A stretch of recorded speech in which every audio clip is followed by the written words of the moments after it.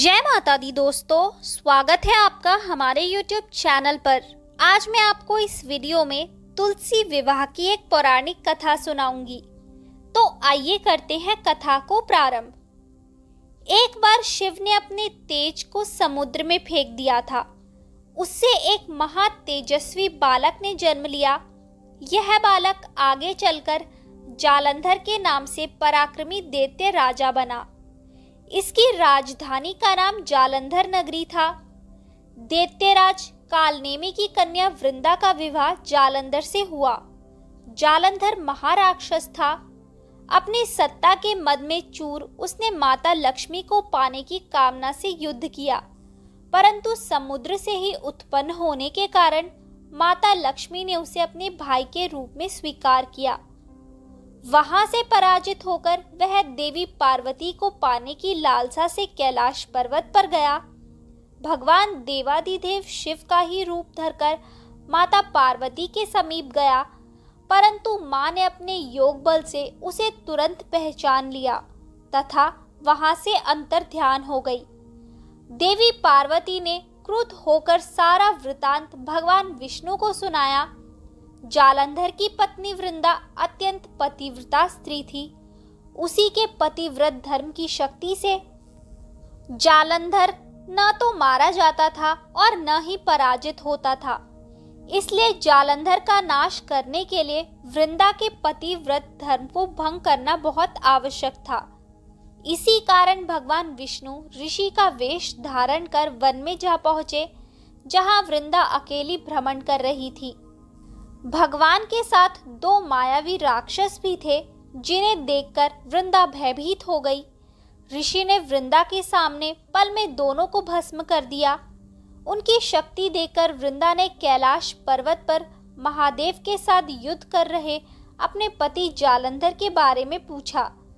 ऋषि ने अपनी माया जाल से दो वानर प्रकट किए।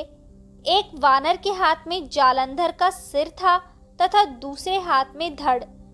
अपने पति की यह दशा देखकर वृंदा मूर्छित हो गिर पड़ी। होश में आने पर उन्होंने ऋषि रूपी भगवान से विनती की कि वह उसके पति को जीवित करे। भगवान ने अपनी माया से पुनः जालंधर का सिर धड़ से जोड़ दिया, परंतु स्वयं भी वह उसी शरीर में प्रवेश कर गए। वृंदा को इस छल का तनिक भी आभास न हुआ।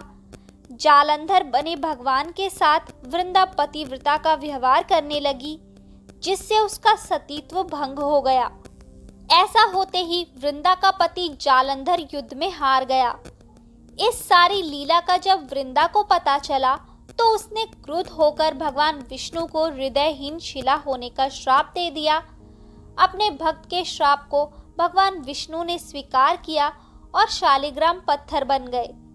सृष्टि के पालनकर्ता के पत्थर बन जाने से ब्रह्मांड में असंतुलन की स्थिति हो गई।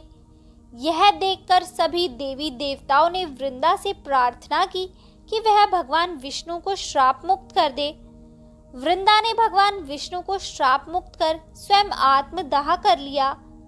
जहां वृंदा भस्म हुई, वहां तुलसी का पौधा उगा।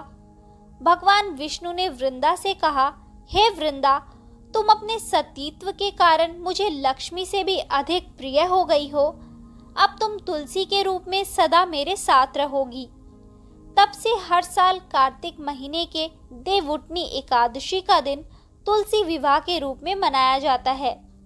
जो मनुष्य भी मेरे शालिग्राम रूप के साथ तुलसी का विवाह करेगा, उसे इस लोक और परलोक में विपुल यश प्राप्त होगा।